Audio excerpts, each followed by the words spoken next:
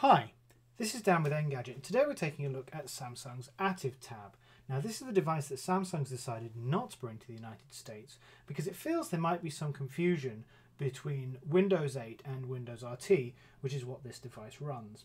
Taking you through a quick tour of the hardware, you've got a physical Windows button up front and a 2 megapixel camera, stereo speakers either side of this display, while on the top you've got a 3.5mm headphone jack, display sleep button, volume rocker, USB 2.0 port, mini HDMI slot and a micro SD card slot as well.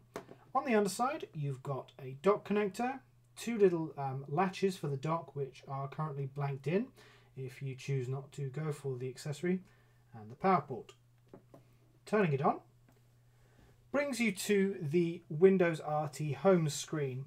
Even though it's got very powerful internals, you're still going to have to get used to the rhythm of this device. For example, apps don't load in the way that you may expect. If I hit the music app, you'll see that there's a momentary wait whilst everything loads. However, even when you fill this full of apps that are open, you can see that it doesn't really suffer any slowdowns.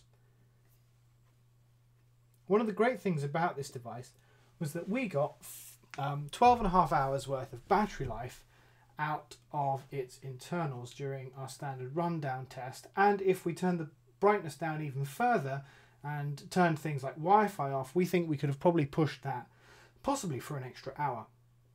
One of the things that, if you're not familiar with Windows RT, you may or may not know is that, like Windows 8, this also has a desktop mode, but unfortunately it can only run things like the version of Office that comes baked in. This environment isn't optimized for touch, but that's probably one of the great reasons why it comes with a USB port. Although it's more traditionally used for being able to plug in flash drives, you can also plug in USB peripherals like a mouse or a keyboard, and of course it'll also take Bluetooth peripherals that can do the same, and when you do that, all of a sudden this becomes an instant productivity machine. Overall, we like this device. Principally, it was comfortable to hold in the hand, it had very good battery life, and its backlight was slightly stronger than the Surface.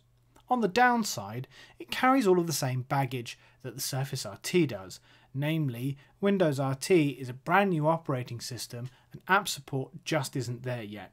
If, however, you're prepared to take the plunge, then this is a serious contender, even though it is a little bit more expensive. For more information, please check out the review on Engadget.com.